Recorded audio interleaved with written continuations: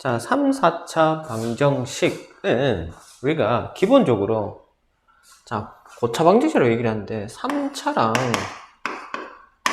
4차는 우리가 공식이 없잖아, 그지? 공식이 없기 때문에 뭘 해야 되죠? 인수분해를 해야 되는데 그냥 못하니까 뭐고 조립제법을 사용을 합니다.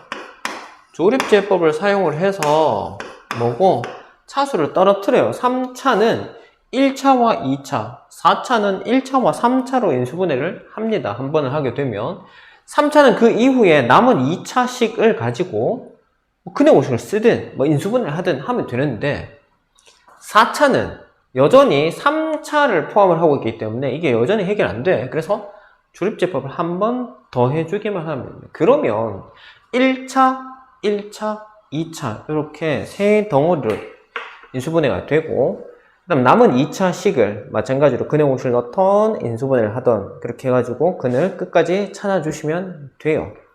그 다음 특수한 형태의 4차 방정식 얘기를 하는데 자 차수가 4차 x의 4제곱 뭐 어쩌고 저쩌고 이렇게 나오면 얘가 치환을 할 수 있는 경우 어떻게 해요? 보기차식 x 4제곱은 x제곱을 뭐 t로 치환해서 t제곱으로 고친다든지 그렇게 하면 되는데 자 1차적으로는 첫 번째 방법은 치환을 하는 방법입니다. 치환 뭐 x제곱을 다른 문자 쌤 그냥 t로 예를 들게요. t로 치환을 한다 뭐 이렇게 되면 해서 인수분해가 되면 좋은데 두 번째 이 인수분해가 치환을 해서 안 되는 경우가 있습니다. 아까 수업 중에 한번 했었지 그지? 맞지? 그래서 얘는 뭐고 제곱의 차를 유도를 합니다. 제곱의 차 얘를 유도를 해서 뭐다? 합차 공식으로 문제를 풀어내면 됩니다. 알겠죠? 자, 그 다음에 3차 방식 근과 계수와의 관계를 얘기를 하고 있는데 자, 근과 계수의 관계 한 번만 쓸게요.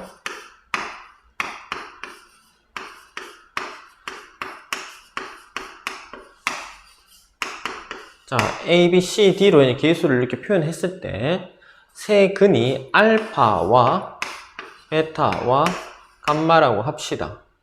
그러면 세 근의 합 알파 플러스 베타 플러스 감마 야는 마이너스 A분의 B고요.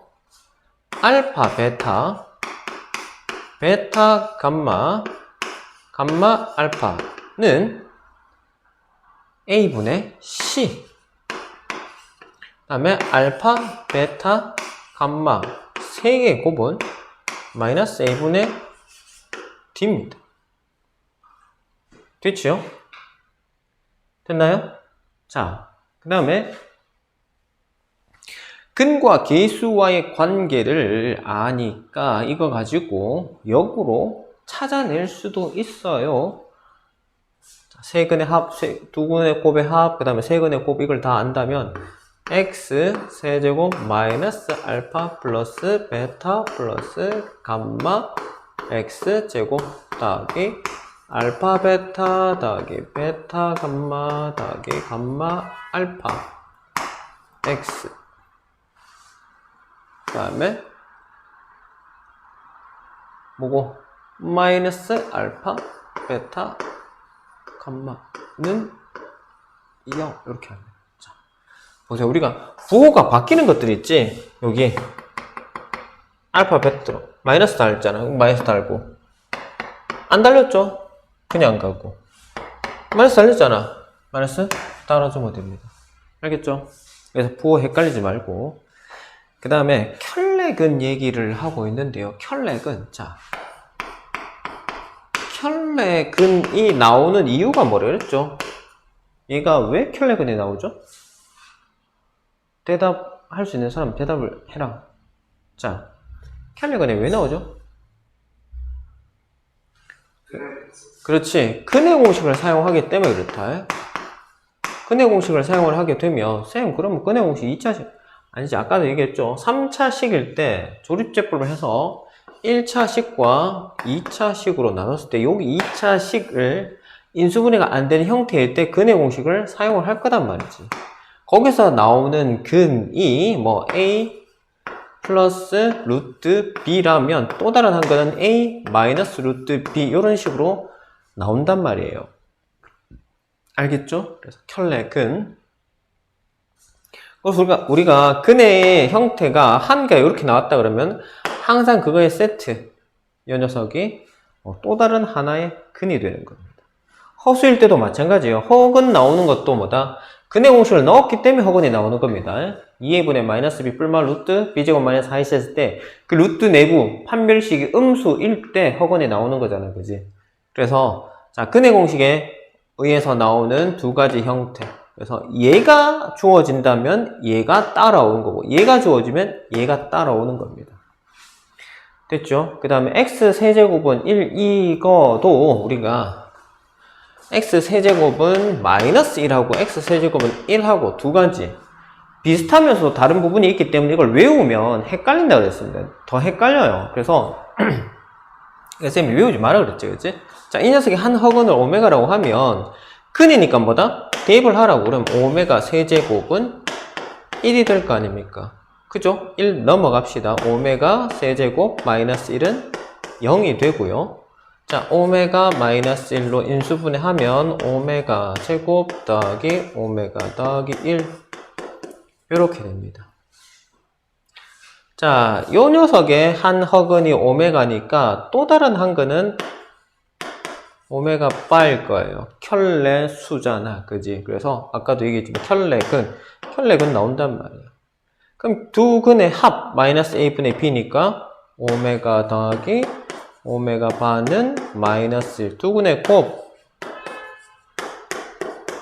이렇게 찾으라 그랬죠. 그죠? 나머지 것들도 뭐 이항을 하고 이렇게 저렇게 하다 보면은 필요한 녀석들은 여기서 다 찾아낼 수가 있습니다.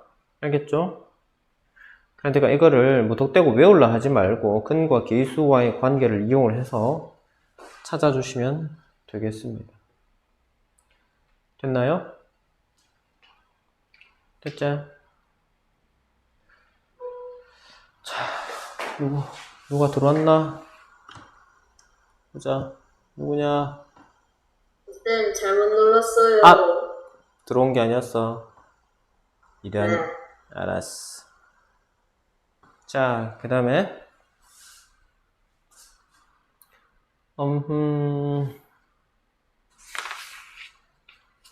연립 2차 방정식 풀이. 예? 자, 연립 2차 방정식 풀이는 우리가 1차식과 2차식은 간단합니다. 1차식하고 1차 방정식하고 2차 방정식 요거를 연립하는 방법은 대입법을 하면 됩니다. 1차 방정식인데 방정식을 쓸게요. 또. 방정식 안 썼다고 잘못했다 하지 말고. 자, 1차 방정식, 2차 방정식. 그러면 1차 방정식에 의해서 xy의 관계를 찾아낼 수 있잖아요. 그래서 x는 뭐시기 혹은 y는 뭐시기 이렇게 한 문자에 대해서 정리를 하고 x는 뭐 어쩌고 저쩌고 나오잖아. 그러면 그 부분을 뭐다? 밑에 있는 2차식의 x에다가 대입을 합니다. 그러면은 자, x에 대한 2차식으로 정리가 되겠죠. 혹은 y는 뭐시기 대입하게 되면은 예. 그래서 뭐 x든 y든 하나의 문자를 통해서 2차식이니까 뭐 인수분해를 하든 근의 공식을 쓰든 어떻게든 답을 찾아낼 수 있을 거 아닙니까? 그죠? 그러면 그거를 찾아낸 결과를 어디? 다시 여기에 대입해서 다른 문자를 하나 더 찾아내는 겁니다. 이런 식으로 풀어가는 방법이 있고 그 다음에 2차식과 2차식의 풀이 방법에는 자, 첫 번째 식도 2차식이고 2차 방정식. 자, 방정식. 자, 두 번째도 2차 방정식입니다. 그러면 얘는 대입법을 쓰기가 좀 애매해져요. 그럴 때는 어떻게 하냐면 뭐 위의 식이든 밑의 식이든 상관없습니다. 인수분해가 가능한 녀석. 뭐 위치야 내 맘대로 바꿔도 상관없잖아요. 그죠? 인수분해 가능한 녀석 인수분해를 먼저 하세요. 인수분해를 해서 그 결과가 뭐 자 x-y x-2y는 0, 1이 나왔다 그러면은 얘가 어떻게 x하고 y가 같을 때 0 될 거 아닙니까? 얘는 x가 2y 할 때 0일 거 아닙니까? 그러면은 밑에 식에 x에다 y 대입하고 그렇게 해서 한번 풀고, 그 다음에 얘도 다시 한번 더 푸는 겁니다.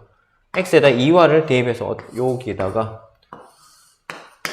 두 가지 결과를 각각 따로따로 넣어가지고 한번 풀고 한 번씩 따로따로 풉니다. 그러면 그때 다른 y 값들을 찾아낼 수 있을 거 아니니, 그지? 그래서 총 몇 가지, 4개 세트가 나옵니다, 기본적으로. 왜냐하면 야가 이렇게 들어가면 그 2차식이니까 거기서 야가 들어갔을 때 xy의 묶음이 두 묶음이 나올 거예요. 그 다음에 야 들어가도 또 2차식이니까 근 2개 나올 거니까, 그래서 총 4세트의 답이 나옵니다. 알겠죠?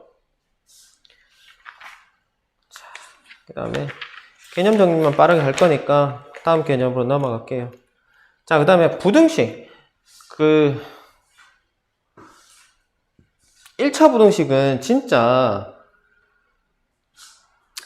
안 하려고 하는 이유는요, 이게 거의 중등 2학년, 1학년 뭐 이런 내용들이잖아요, 그죠? 그래서 1차 부등식은 쌤이 따로 안 하는 겁니다.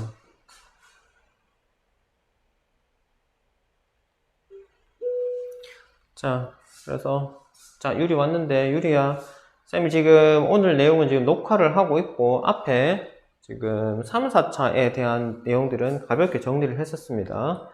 자, 그 다음 지금 부등식 내용을 볼 건데요.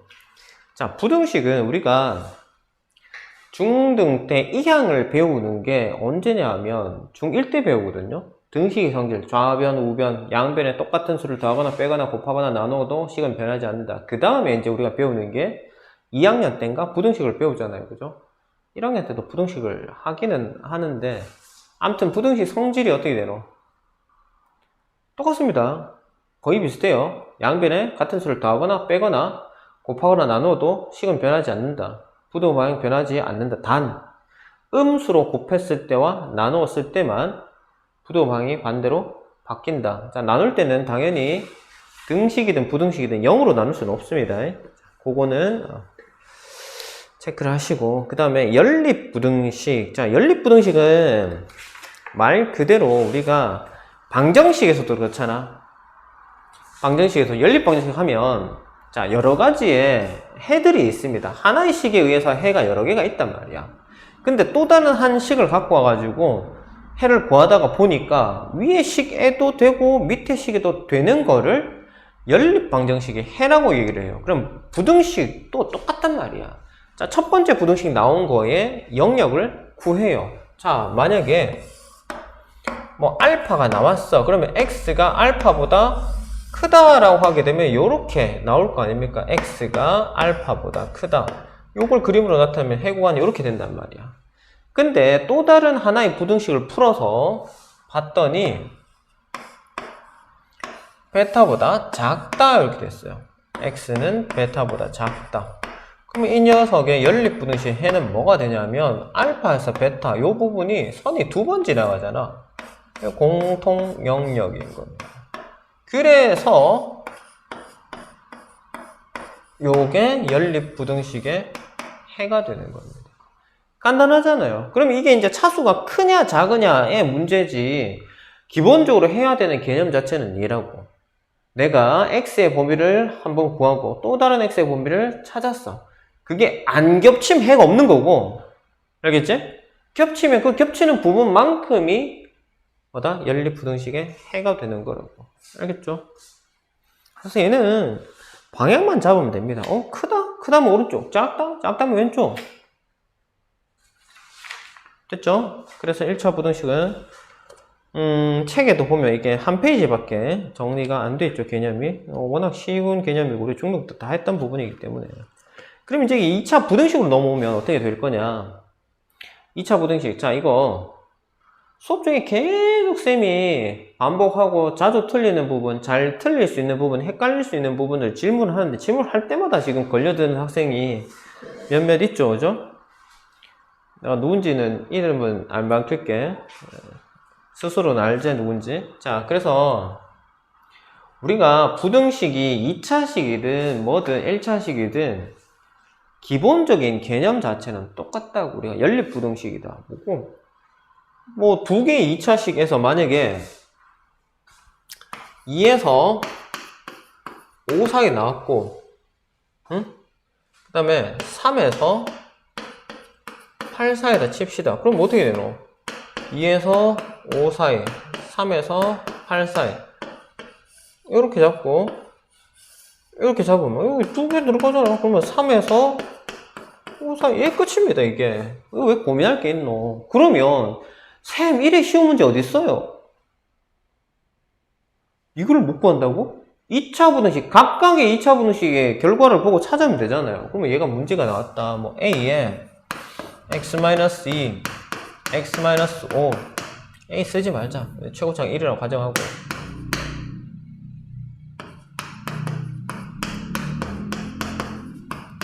이래 될 거 아닙니까? 그죠? 맞죠? 그럼 이게 전개된 형태였다 그러면 전개해보자. x제곱에 마이너스 7x 플러스 10. 얘는 x제곱 마이너스 11x 플러스 24. 자, 이거를 연립방식 문제를 묶어냈다. x제곱 마이너스 7x 플러스 10은 x제곱 마이너스 11x 플러스 24. 자, 여기서 출발하면 열을 인수분해하고 각각의 영역을 찾고, 여기까지는 여기서 출발한다 하면 그래도 그나마 할만할 건데, 그러면 요 모양을 또 숨겨두는 경우가 있단 말이야, 문제에 따라서. 그러니까 한 가지씩 추가가 될 때마다 문제의 난이도가 올라간다고 보면 되는데, 그러면 그걸 그렇게까지 지금 못할 거냐 라고 한다면 또 그건 또 아니거든요. 할만합니다.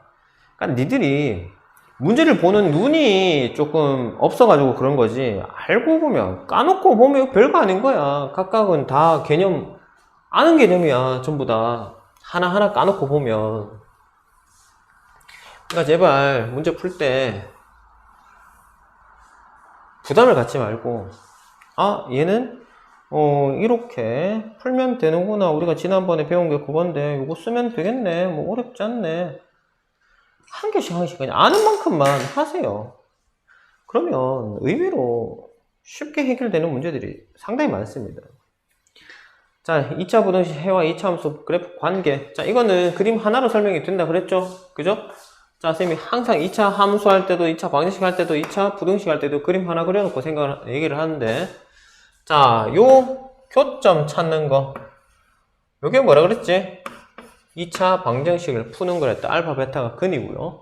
그 다음에 2차 함수라는 거 우리가 배우면은, 야, 꼭지점하고 대칭 추고 하면서 이 그래프를 그리는 걸 배우잖아요. 그치? 2차 함수는 그냥 그림만 봐도 우리가 2차 함수가 적용되는 부분을 확인할 수가 있고, 그 다음에 2차 부등식으로 가고 싶다. 진짜 이게 찐막이다. 2차 부등식 설명해주세요. 이렇게 하면 맞는다. 쌤한테. 자, y 0, y 뭐시? 그러면 y가 가지니까, y는 가지니까 서로 뭐고, 둘 다 y니까 갖다 넣어버리면 되잖아. 그게 뭔데, 우리가? 연립 방정식 아닙니까? 그죠? 대입 y에다가 0 집어넣는다고. 그러면 그 결과가 뭔데? ax 제곱 플러스 bx 플러스 c는 0 해서 2차 방정식 나온다고 했잖아. 이거의 근이 뭐라고? 막 여기라고. 왜? 연립 방정식 해가 그래프의 교점 이렇게 했잖아. 그래프의 교점 알파 베타. 그럼 요게 연립 방정식의 해는 알파 베타 이렇게 된다고. 그러면 이 녀석이 여기 윗부분을 찾고 싶단 말이야. 뭐 ax 제곱 플러스 bx 플러스 c가 0보다 큰 부분을 찾고 싶어요. 어디요? 여기요. 그럼 이게 언제 이런 모양이 나오냐고. 내가 원하는 위치의 모양이 나오냐고. 언제? 요 점선을 기준으로 어디서? 오른쪽에 이 점선이 어딘데요? 베타잖아. 그래서 x가 베타보다 클 때 요 점선 기준으로 어디? 왼쪽 x가 알파보다 작을 때 이렇게. 그래서 이 녀석이 해가 되는 거라고. 작은 거보다 작고 큰 거보다 크다. 맞죠? 자, 그 다음에 ax 제곱 플러스 bx 플러스 c가 0보다 작다. 0보다 작은 거는 어딘데? 이게 0이란 말이야. 0보다 큰 거는 여기니까 아까 이 녀석 얘기했잖아. 그러면 0보다 작은 부분, 여기 아니까 여기. 요만큼 아니까 요만큼. 요만큼이 작잖아요. 그제? 작은 부분. 0보다 작은 부분. 밑에 있는 거. 여기 아이가. 그래서 뭐다? 알파에서 베타 사이에. 알파에서 베타 사이. 요 안에, 쌤 양손 안쪽에. 그지? 여기 있잖아. 그래서 알파보다, 인마보다는 왼쪽, 인마보다는 오른쪽의 영역에서 내가 원하는 0보다 작은 그래프가 나오더라. 이 말. 됐죠? 구분할 수 있겠죠? 자, 그 다음에 항상 성립할 조건. 자, 항상 성립할 조건. 이거 간단합니다. 2차 부등식 항상 성립할 조건. 우리 시간은, 자, 항상 0보다 크다. 2차 부등식이 항상 0보다 크다. 어떻게 되노? 그림은 이렇게 돼야 된다. 항상 0보다 크다를 하고 싶은데 위로 볼록 그래프를 그리면 안 된다고 그랬죠. 왜? 내가 아무리 옥시전 위로 잡는다 하더라도 그래프는 결국은 0보다 작은 부분이 생기잖아요. X 밑으로 내려오는 부분이 생긴단 말이에요. 항상 0보다 클 수가 없다고. 아무리 저거를 끄잡아 올리든 언젠간 내려오잖아, 그지? 맞지? 그래서 일단 아래로 볼록 이어야 하고, 아래로 볼록 중에서 0보다 작은 부분이 생길 수 있잖아, 그지? 그래서 자, 어떻게 해요? 뭐 요렇게 될 수도 있고, 뭐 요렇게 될 수도 있고, 그 다음에 요렇게 될 수도 있고. 언제? 판별식이 양수일 때, 판별식이 0일 때, 얘는 판별식이 어떻게? 음수일 때.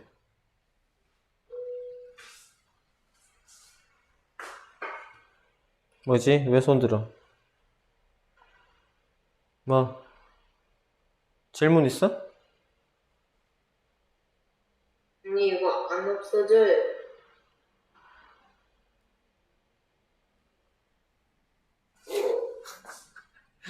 자, 그러면 봅시다. 여기서 실수 제일 많이 하는 부분 뭐라 그랬지? 그래프가 위에 있는데 판별식 양수네 이러면 안 된다 그랬죠? 위에 있다, 크다, 양수다 이런 것들이 개념이 유사해가지고 실수하기 쉽다 그랬습니다. 예전에 우리 뭐고 이차함수 폭 할 때도 그랬잖아요. 최고차의 개수가 크면 폭이 넓어진다, 좁아진다 하면 맞추는 학생들도 있는데 많은 학생들이 이차항 개수가 절대값이 크면 폭이 넓어진다. 크다, 넓다, 길다 뭐 이런 것들이 개념이 유사성이 있잖아요, 그지? 그러다 보니 따라간다고. 그래서 이걸 되게 많이 틀려요. 자, 그래프를 쓱 그려놓고 판별식 양수네 음수니까 판별식 양수요 이런단 말이야. 그죠? 좀 찔리는 사람들 있지? 판별식 양수 아니다, 음수다. 뭐라고? 판별식은 얘는 자, 위에 있냐 밑에 있냐 결정하는 게 아니라 뭐다? 교점이 존재를 하느냐 안 하느냐. 존재하면 몇 개 존재하느냐, 그 다음에 존재하지 않느냐를 판단하기 때문에, 자, 판별식이 음수면 근이 없어. 근이 없으니까 교점이 없어. 판별식이 0이면 중근 근이 하나야. 하나니까 만나는 점도 하나. 자, 판별식이 양수면 근이 두 개야. 근이 두 개니까 만나는 점도 두 개. 이렇게 간다고. 얘를 뒤집어 놔도 똑같거든요. 자, 위로 볼록이면 이렇게 될 거야. 그러면 문제 이거 나오잖아? 그러면 이게 얘들을 재수로 많이 맞춘다? 왜? 밑에 있으니까 음수 해가지고 얻어 걸려가지고 맞춘단 말이야. 얘는 밑에 있어서 음수가 아니고 뭐고 교점이 없어서 음수인 겁니다. 그래서 자, 아래로 볼록이든 위로 볼록이든 교점이 없으면 음수인 건 똑같단 말이야. 위에 있으니까 양수고 밑에 있으니까 음수가 아니고, 안 만나니까 위에 있든 밑에 있든 얘들은 음수인 겁니다. 알겠죠? 구분하셔야 됩니다. 이거 실수하는 놈들은 내가 진짜 깨물어 뿐다. 기말고사 때 이거 실수해 틀렸다 죽는다. 레연이 상준이 이름 얘기 안 하기로 했는데 참 미안. 유튜브 올리면 안 되는데. 자, 암튼 자, 그 다음에 연립 2차 부등식도 마찬가지죠. 쌤 아까 얘기했습니다. 하면 되고. 자, 그 다음에 실근의 부호. 자, 부호 결정하는 거, 이 약간, 비슷하면서 다른 경우가 있는데, 우리가 두 근이 모두 양수다. 두 근이 모두 음수다.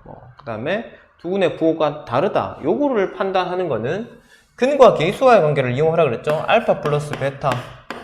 두 근이 모두 양수면 야도 양수고 야도 양수일 거고, 애초에 두 근을 얘기를 하고 있으니까 판별식에 근이 존재를 해야 될 거 아닙니까? 요 세 개의 조건을 찾아주셔야 됩니다. 그 다음에 두 근이 모두 음수일 때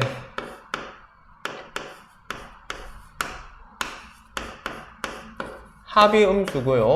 그 다음에 곱은 양수여야 됩니다. 자, 음수니까 같은 부호니까 양수니까 같은 부호니까 양수. 오케이. 그 다음에 둘 다 양수니까 더해봐 양수. 둘 다 음수니까 더하면 음수.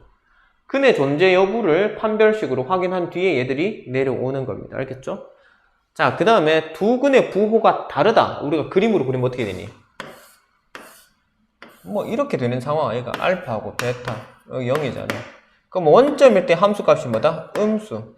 그죠? 그래서 이렇게 가도 되고, 뭐고?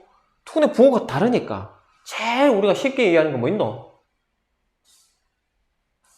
근과 계수관계, 두 근의 곱, 알파 곱하기 베타가 음수다. 이렇게 하면 된다고요.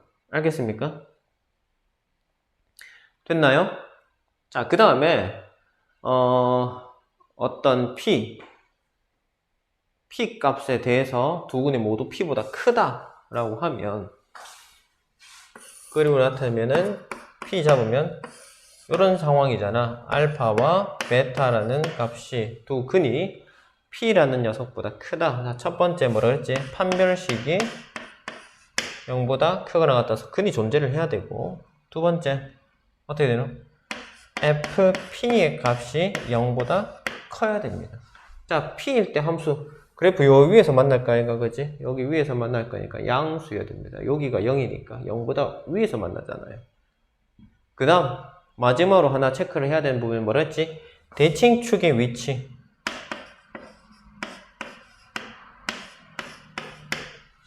대칭축이 P보다 오른쪽 커야 됩니다. 자, 요거는 요 두 개의 조건이 같다 그랬습니다. 근 있어야 되고, P일 때 함수값 요 위에서 만나잖아. 여기 위에 있잖아, 그지? 양수. 똑같단 말이야. 요거 두 개로는 구분이 안 된다고. 그래서 뭐다? 마이너스 2분의 B. 대칭축이 어디? P보다 왼쪽에 있으니까 P보다 작다. 요렇게. 됐나요? 자, 그 다음에 두 근 사이에 P가 있을 경우에 F, P가 0보다 P에 대응하는 위치가 X축 아래 음수 부분에 있다. 이렇게 된다는 거. 됐죠? 자, 그 다음에 우리 다음 개념이 뭔가요? 순열. 순열. 자, 순열하고 조합은 시간 몇 분 남았노? 한 30분. 우리 방 29분 뭐 얼추 안 되겠나? 자, 봅시다. 자, 순열. 우리가 이름에서도 알 수 있듯이 순서를 정해서 줄을 세운다는 겁니다. 순열. 그래서 얘는 위치가 달라지면 케이스가 다른 케이스가 됩니다. 다른 경우가 된단 말이야. 자, 숙제 검사를 1, 2, 3, 4 애들 순서대로 할 건지 2, 3, 1로 할 건지 뭐 그거는 다르잖아, 그지? 맞지? 그래서 만약에 내가 한 문제를 덜 했어. 근데 한 문제라도 덜 하면 쌤한테 두드리 맞는다 칩시다. 요즘 맞는 학생들이 없으니까 뭐라 하고 뭐 그냥 혼난다 할까? 아니면 감점 받는다 할까? 생기부에 뭐 기록한다 뭐 하여튼 그런 상황이야. 근데 자, 1, 2, 3, 4번 순서대로 검사를 할게 했는데 1번 학생이 한 문제를 덜 풀었어. 근데 이 한 문제를 푸는데 5분이면 돼. 그러면 1, 2, 3, 4 순서대로 검사하면 얘는 뭐고 숙제 검사할 때 한 문제 덜 한 걸로 해서 미완으로 결정이 될 거 아닙니까? 그죠? 근데, 야, 오늘은 4321번으로 숙제 검사할게. 그럼 얘가 4번, 3번 할 동안 얘가 5분 동안 숙제를 해봤단 말이야. 그럼 어떻게 되노? 안 걸리죠, 그죠? 숙제를 안 한 거를? 안 걸린단 말이야. 그러니까 이 경우하고 이 경우는 달라지잖아요, 그지? 그래서 요런 거, 순서가 의미가 있는 거, 요런 걸 가지고 우리가 순열이라 한단 말이야. 줄을 세운다는 소리입니다. 알겠죠? 그래서 줄 세우는 거. 자, 순열의 수. 기호로는 NPR이라고 했지, 그제? NPR. 자, 뭐, 예로 뭐, OP2라고 치자.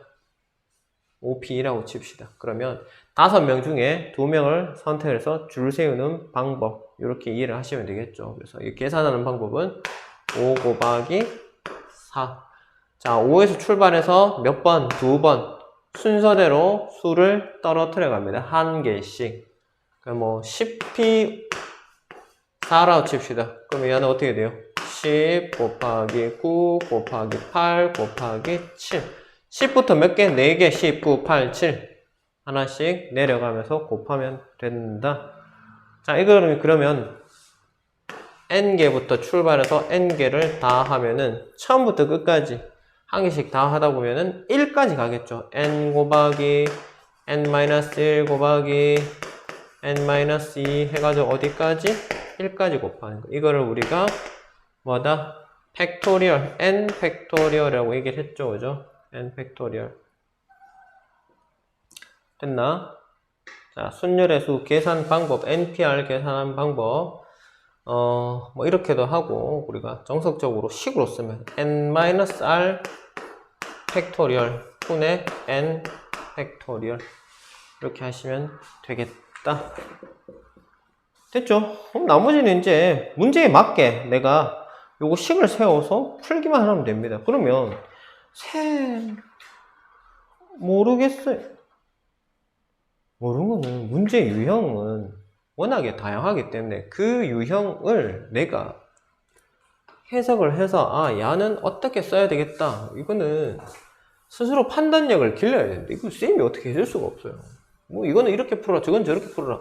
아, 유형이 여러 수십, 수백 가지가 만들어질 수 있는데 그걸 어떻게 다 유형을 가르쳐 줍니까? 기본적으로 그 순열을 어떻게 사용한다라는 거 기본 개념을 가지고 내가 이렇게도 갖다 붙여보고 저렇게도 갖다 붙여보고 시행착오를 겪으면서 너희들이 자꾸 실력을 올려야 되는데 그걸 안 하려고 하니까 자꾸 어려운 거야. 얘들은 내가 처음부터 정답을 찾아갈 수 있는 정도의 어떤 그 능력이 있는 학생들은 상관없습니다. 그렇게 하시면 되고요. 안 되는 학생들은 그럼 이걸 어떻게 할 거냐? 오답을 통해서 정답을 만들어내야 됩니다. 자꾸 틀려야 됩니다. 이렇게도 틀리고 저렇게도 틀리고 저번에 이렇게 틀렸으니까 이건 안 되고 저건 저렇게 틀렸으니까 이건 안 되고 또 저것도 안 되고 이것도 안 되고 자꾸 틀리는 경우의 수들을 제외해 나가는 겁니다. 그럼 나중에는 맞아 들어갈 거단 말이에요. 그래서 이거는 시간하고 연습 통해서 분량으로 채워 넣어야 되는데 그걸 안 하니까 너희들이 자꾸 모르겠다고 하는 거야. 쌤이 얘기해 줄 수 있는 건 빠네요. 이거는 NPR 하면 되지 않느냐. 그럼 쌤 왜 해야 돼요? 그럼 왜 해야 되는지 판단을 너가 해야 된단 말이야. 그럼 내가 그걸 일일이 다 해주면 너는 판단을 하는 연습이 안 되잖아. 그지? 그럼 연습이 안 되면 다음에 또 문제가 새로 나오면 판단 또 못할 거 아니니. 그지? 그러니까 내가 자꾸 판단력을 기르고 연습을 하고 아 이게 이렇더라. 경험적으로 쌓아야 되는데 자꾸 가만 앉아가지고 쌤이 해주기를 바라고 있으니 해줘도 틀린다니까? 내가 직접 안 해보면? 아무리 가르쳐줘도 쌤이 100문제를 풀어줘도 너가 직접 안 하면 의미가 없어요. 그래서 자꾸 해보고 틀려보고 그 틀리는 경우의 수들을 제외시켜 나가면서 답으로 점점 다가가야 되는데 그거를 안 하잖아. 응? 문제 푸는 양이 그렇게 적은데 야, 학생들이 왜 쌤보다 문제를 더 적게 풀면 어떻게 했단 말이고. 응? 나보다 문제를 적게 풀면서 어떻게 공부를 잘하겠다 하는 거고. 제발 좀 문제도 좀 많이 풀고 안 되는 거는 쌤한테 적극적으로 질문하고. 쌤 맨날 같은 소리 하잖아, 그지? 지금 오늘 누구 안 왔지?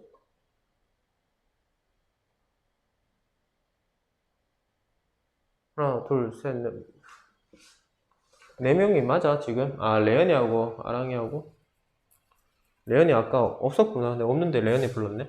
자, 아무튼 봅시다. 조합도 봅시다. 조합은 순열과 다르게 조합입니다. 조합.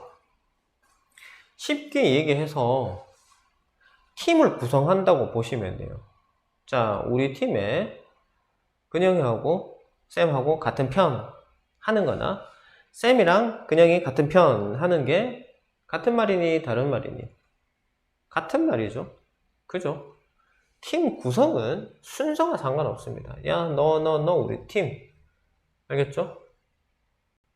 그래서 요걸 가지고 우리가 조합이라고 얘기를 합니다. 순열과 조합의 차이점은 순열은 뽑아내서 줄을 세웁니다. 그러면 순서를 뒤집는 게 케이스가 다른 케이스, 의미가 있습니다. 앞에 가냐 뒤에 가냐에 따라서 의미가 달라지는데 자, 조합은 상관이 없단 말이에요. 그래서 차이점은 순열의 수와 조합의 수의 차이점은 줄 세우는 개념이 삭제되는 겁니다. 순열의 수에서 자, n명 중에 r명을 뽑아서 줄 세운다.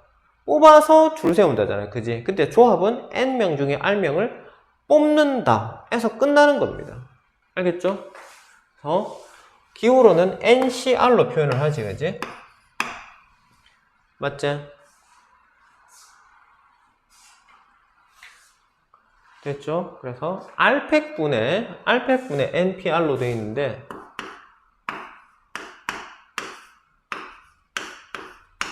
아까 뭐랬죠? npr, n명 중에 r명을 뽑아서 줄 세운다. r명을 줄 세우는 방법 뭔데? r명을 줄 세우는 방법 3명을 줄 세우는 방법 3팩토리얼 4명을 줄 세우는 방법 4팩토리얼 6명을 줄 세우는 방법 6팩토리얼 그러니까 그 개수만큼 줄 세우는 건 팩토리얼 붙이면 된단 말이에요. 그러니까 뭐고? 자, n명 중에 r명을 뽑아서 줄 세운다. 요 안에 개념이 뭐고? r명을 줄 세운다. 줄 세우는 개념이 npr에 포함이 되어 있는 상태단 말이야. 근데 밑에 r팩으로 나눠보니까 뭐고?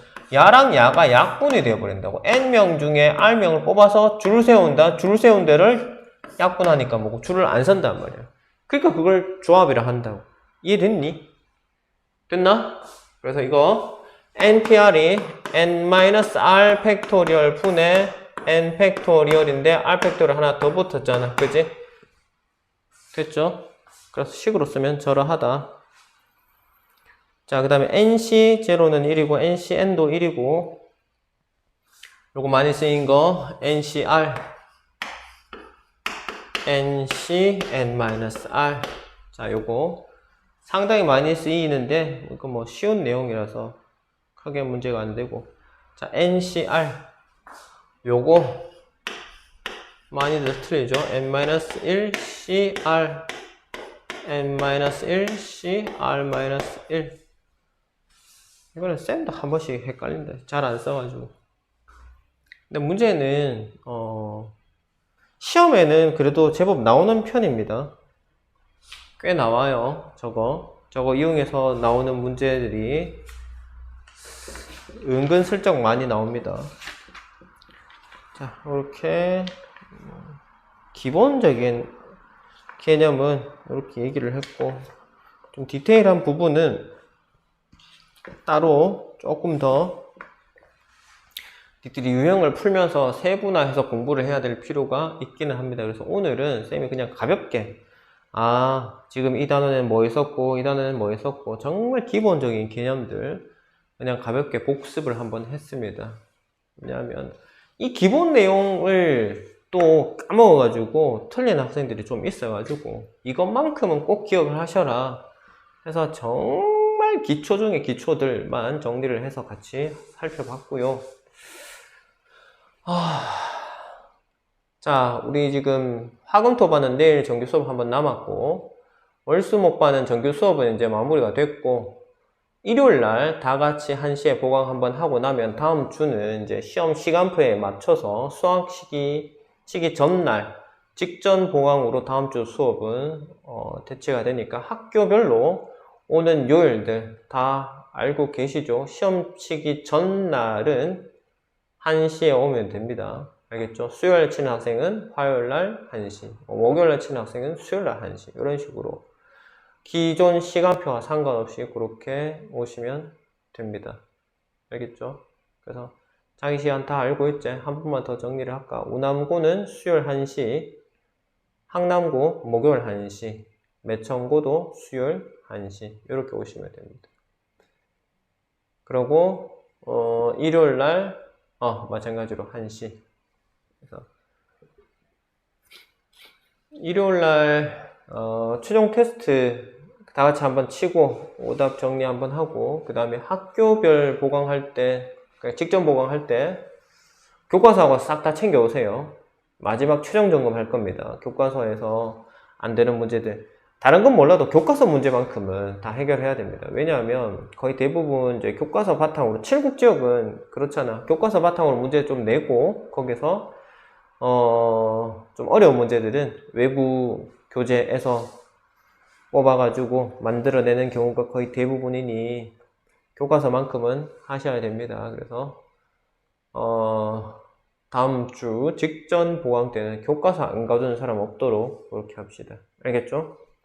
자, 그러면은 우남은 마무리를 하시면 되고 그러면 지수밖에 안 남네. 아랑이하고 지수하고 레언이하고 서희 해야 되는데 어떡하지? 일단은 요거 지금 정리하는 거는 마무리 할게요. 자,